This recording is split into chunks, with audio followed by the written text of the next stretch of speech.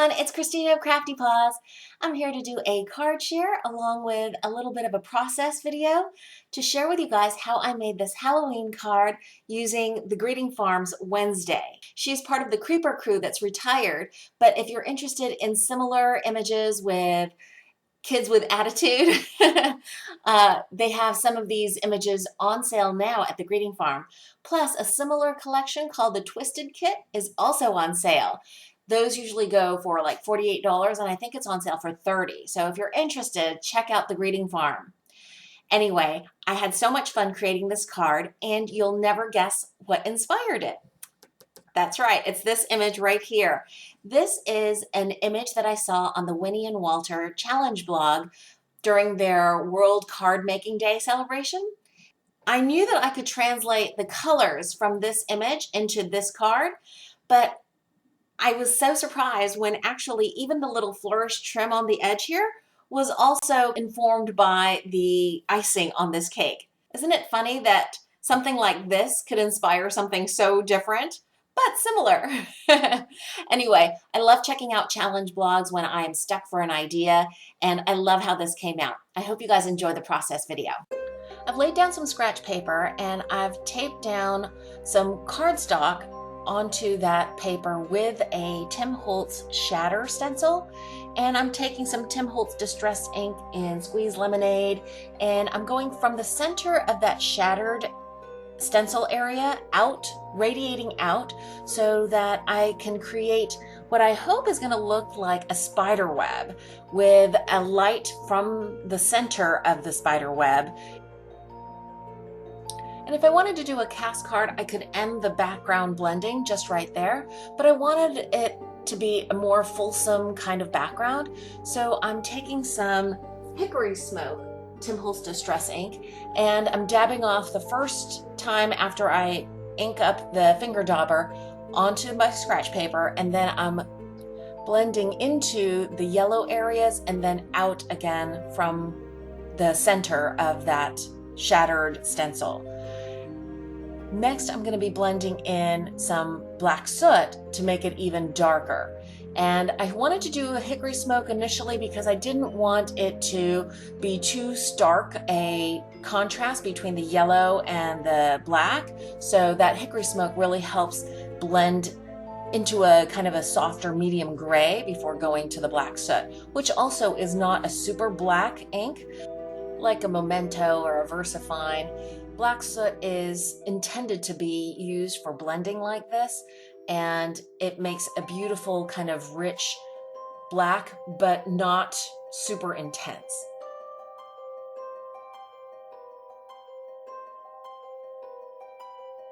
Notice that the contrast between the yellow and the black is still too kind of jarring. So I'm going back in with more Squeeze Lemonade, and I'm blending back and forth a little bit. I'm trying to not make the yellow too gray, but I want to kind of bridge the gap between the lemony yellow and the black soot. And I think going back and forth a little bit, just making sure your finger dauber is clean, will get you a nice blended look. For the Copic coloring of Little Wednesday, I am giving her a kind of a pale complexion, not super white. I wanted to give her a realistic facial complexion, but I wanted to keep it very pale. So I did the base color in E50, put in a little bit of shadowing with E51, and then a further shadowing just like where the bangs meet the face. And where I'm going to be drawing in a little curve for the nose. You know, all these Greeting Farm images come with no noses, and that's totally fine if that's your, style, but I like to put in just a little hint of a nose. So you'll see me coloring in with the E53, the darkest of the skin tones that I'm going to be using, just that little arch for the nose. Now I'm also coloring in the shadowed areas under her face, by her neck, by the bottoms of her hands, and then I'm going back in and blending out. And now E50 almost bleaches out the color, so I'm going back in with the 51, and then just where the bridge of her nose would be, the tops of just above that little arch, I'm using the E50, so that gets to be kind of the highlight or shine. And I'm going back in to reestablish the shadowed areas because that really helps give the image a 3D look. That range of tones from light to dark really helps gives that 3D look.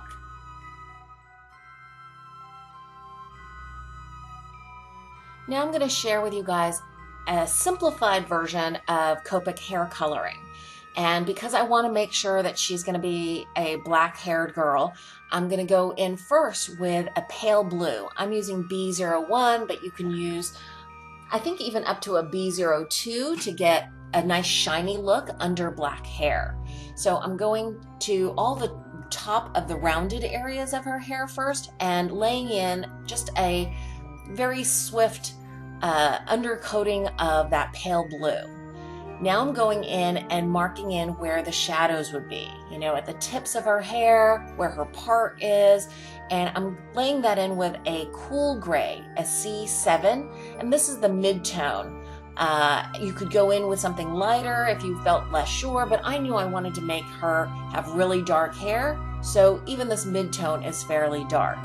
And I'm just following the curve of her head to make those little flick marks so that it looks like her hair is really curving around her head rather than straight marks.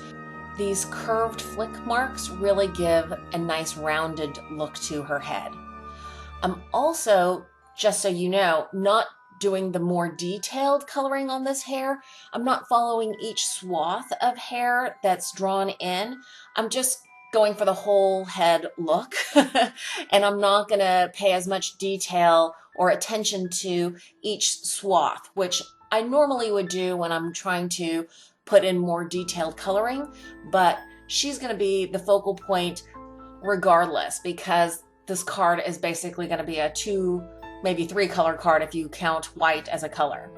Anyway, I'm just going back in now with the darker cool gray. I'm using C9 here. And when you first put the ink down, you're gonna be a little scared potentially because the ink is so dark, but once it dries, it actually lightens up quite a bit. So not to worry, the different tones will show up in real life, and getting in those really dark shades helps, again, with giving the realistic 3D look to Copic hair coloring.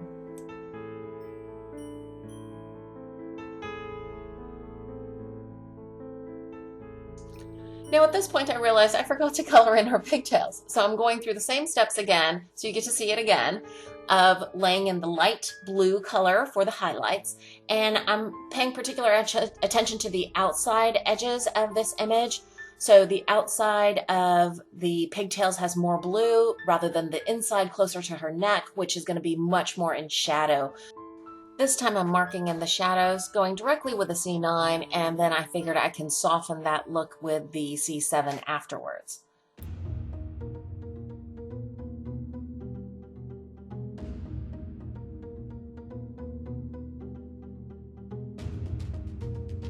Now I've skipped over the coloring of the rest of Wednesday's outfit because it was all neutral grays, the N line, and it's hard to see the detail in a video anyway. So if you're interested in the particular colors, I've listed them all in my blog, but I wanted to come back and share with you how easy it is to make your stamps just a little bit different, a little unique.